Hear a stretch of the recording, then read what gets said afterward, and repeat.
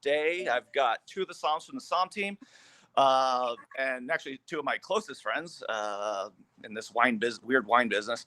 Dan Fredman of Dan Fredman PR, and Jenna Congdon of unmentionable number of jobs. We could say Martine's Wines. Okay, Martine's Wines, but that's a little bit of it. So yeah. All of us have been on the team for a while. Dan, how long have you been on? I don't know, 20 years, something like that.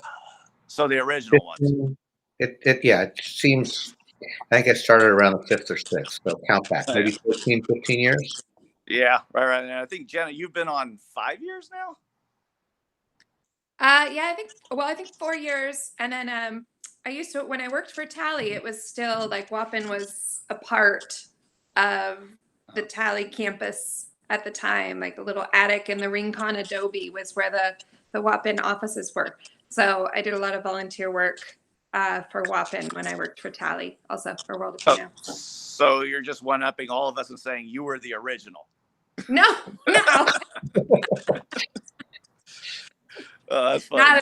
Not at all. But well, okay, so you've been involved I never got to see the event at the time. I saw like pieces of like behind the scenes, you know, unpacking all the boxes and making sure they go on the right palette, like the unsexy part of World of Pinot Noir that makes the whole world go down.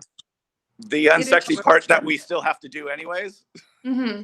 Yeah. So you were a Somm back then for the team too. Yeah. I think mine is 15. I think I'm on 15 now, or 16. I can't remember.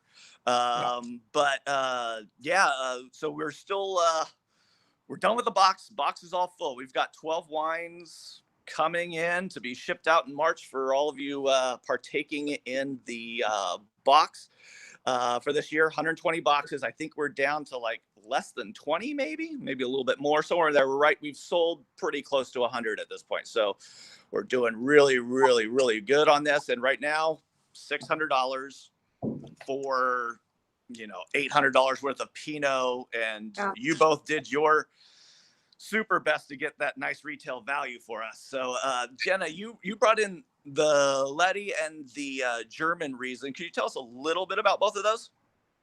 Yeah. So Vincent Letty is in the Côte de Nuit, and these are very Burgundian style wines. We use that so often when we talk about Pinot Noir, obviously, because Pinot Noir is at its very core Burgundy. But here, we truly have like single parcel, really special wines that show the place. They show the terroir so well because Vincent's winemaking style is very kind of hands-off. He doesn't want to use a lot of flashy new oak. He wants nuance and restraint. So they're really elegant wines, really age-worthy wines. This particular Pinot Noir, I just love it. So high-toned and has like this tension to it. And I think it'll show just such a great counterpoint to some of the bigger California style Pinot Noirs that are in the box. Yeah. And I think that's why we decided, yes, we need something like this, because that box was going to get a little bit more on the richer Pinot, more elevated style or more made wines. And to have something, I think that was that more natural, was like a really cool thing. And I think we're going to have a seminar with Dave Glancy that's actually going to show that wine, your German wine, your next one, and the Gonet Medeville side by side, which is the sparkling, just because of the nerviness and acidity. I think that's going to be a cool thing to see, a Blanc de Blanc through a really cold region in Germany, and then a Burgundy, kind of like a step ladder of temperate zones and different styles what Pinot can do. What about the German wine? I mean, I've had Benedict Baltz, which is the husband. I've never had wife's. Is it similar to Benedict's, or is it a little bit different?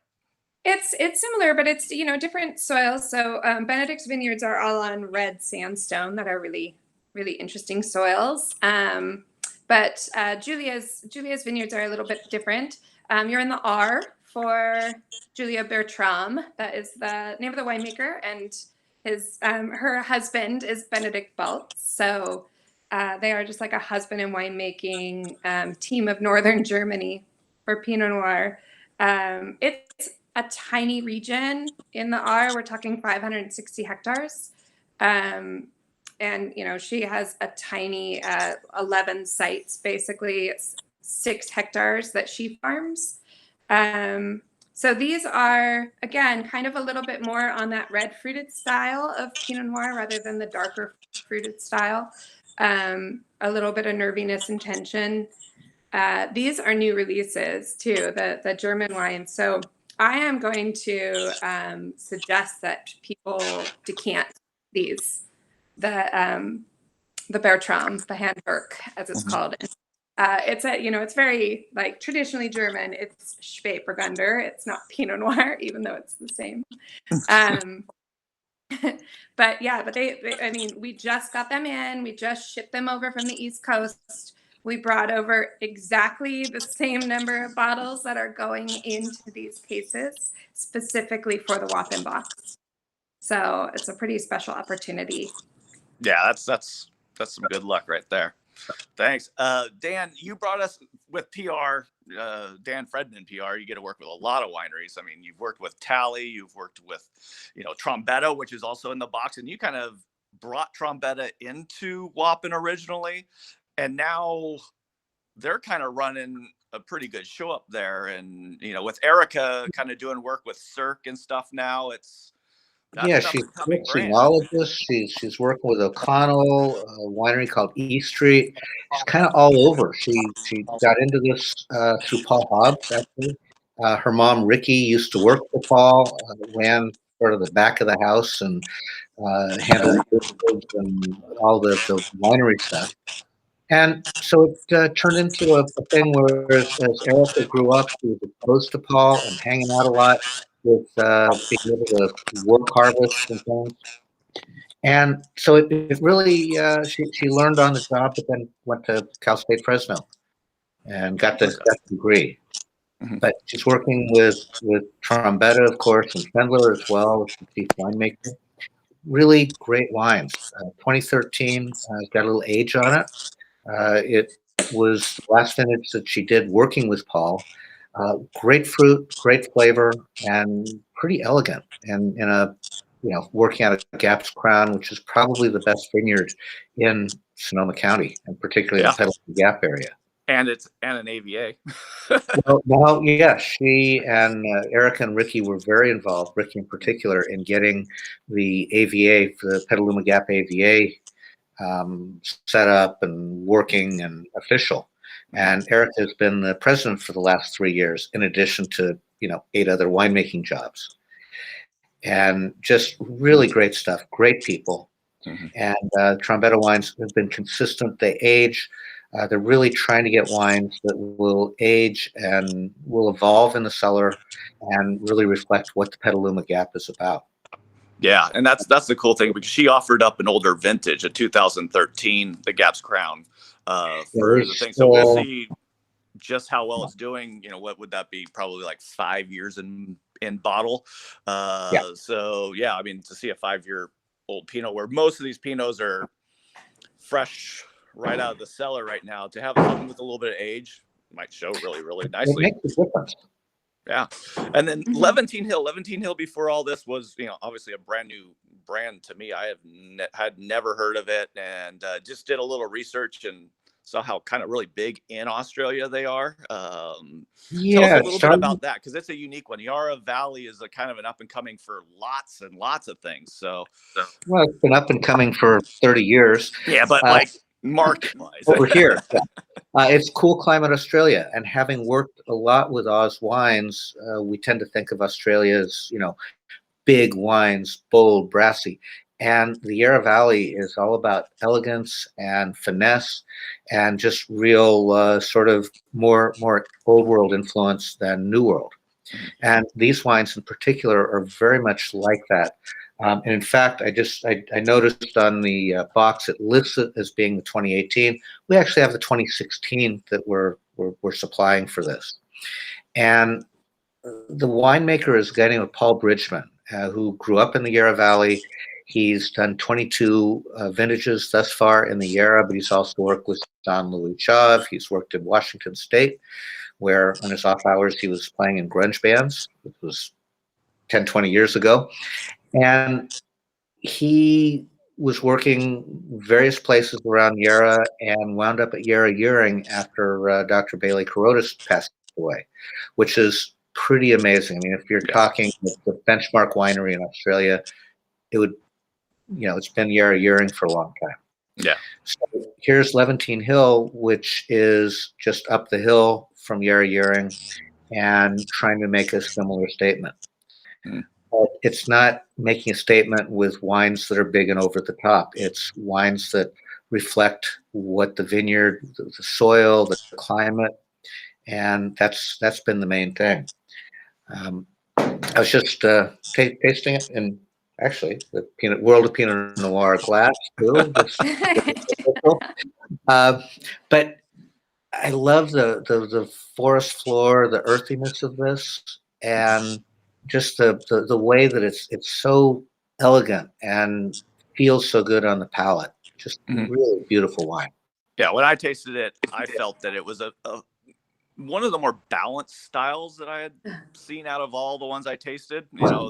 California, we have a little bit bigger fruit. It's a little bit more punchy, a little more juicy. I expected the yearing to be kind of similar to California, but it really wasn't. It was quite a bit different than style than what California or even like what Patagonia or even New Zealand is really like. So it was a kind of a really welcome, fresh approach to Pinot that I felt was going to fit interestingly into the box. It's definitely going to stand out a little bit because it doesn't flow that way as like even a Burgundy or a California or anything I tasted. So it's definitely a unique style for what's in this box. That's for sure.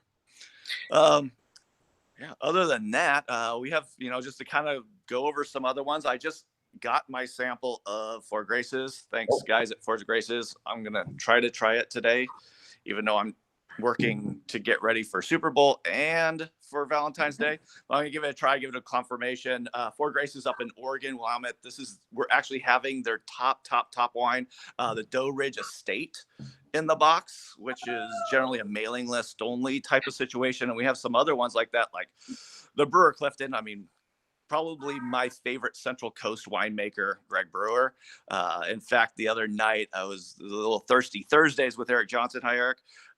Somehow just with words figured out the diatom that they were pouring like 2 weeks ago. He just has such a unique style, and I always enjoy his wines, just because they're so just differently made than the rest of the Central Coast. And I don't think we've talked a lot about like getting a Maggie Hawk in there. Maggie Hawk is part of the Spire collection. I think it's the Spire. Yeah. Spire collection, or it just might be in the Jackson family portfolio. Really a rare wine, even for me to get it. Usually in a year for the restaurant, I can maybe get a couple 6-packs of it, but to put together this much of Maggie Hawk, it's a rare bottling to see. You rarely see it in retail at all. So that was fun, having them bring that in. The Grand Moraine's becoming a pretty big staple of a wine in Oregon. It's just classically made Oregon Pinot Noir. I think it hits all the bells if you're trying to blind taste an Oregon Pinot. I think Grand Moraine is a very great example of it. And we have, the Four Graces to go along side by side with it. I don't know what David Glancy's doing as far as, can't really remember which ones he's doing together, but those are both going to, hold their own and definitely show Oregon very nicely. Other than that, it's a full box with bubbles and everything. I think the only thing we kind of missed was a rosé, but we got the bone $800 retail. The Burgundy from Chanson. And I want to thank you both for your work. Yep. I mean, it's not done yet. We still have to get the wines here in boxes and to everybody else, but thank you for all the hard work getting us to this point, because organizing somms and wines and everything is quite a big ordeal. It's almost as big as actually doing the event. now is organizing wine and getting it to people. But Yeah. I want to thank you both again. Remember, everyone, we have about 20 boxes left. It is value driven, $600 currently. For an $800 value box. In addition, David Glancy, founder, CEO of San Francisco Wine School, doing 4 Wednesday seminars with these wines. So if you want to tune in and learn a little something about them, you can pop them that day and then save them for night. But you'll definitely get a nice education from him. He's one of the best in the business when it comes to wine education. So again, thank you, guys. Thanks for your time today to help us talk about these boxes a little bit more than I know about the wines. So that's awesome. Way different than last year at this time. I think we were sitting on the patio of Dolphin drinking wine together, not looking at each other through computer That was screens. educational research, wasn't just drinking. Yeah. So yeah, hopefully next year we can get back to our pre-WOPN lunches and having a good time together. But thank you both very much again for everything you're doing to help WOPN through this little difficult year, and look forward to seeing you both a little bit more sooner than a year this time around. All right, guys, you have a good one. Thank you. Okay.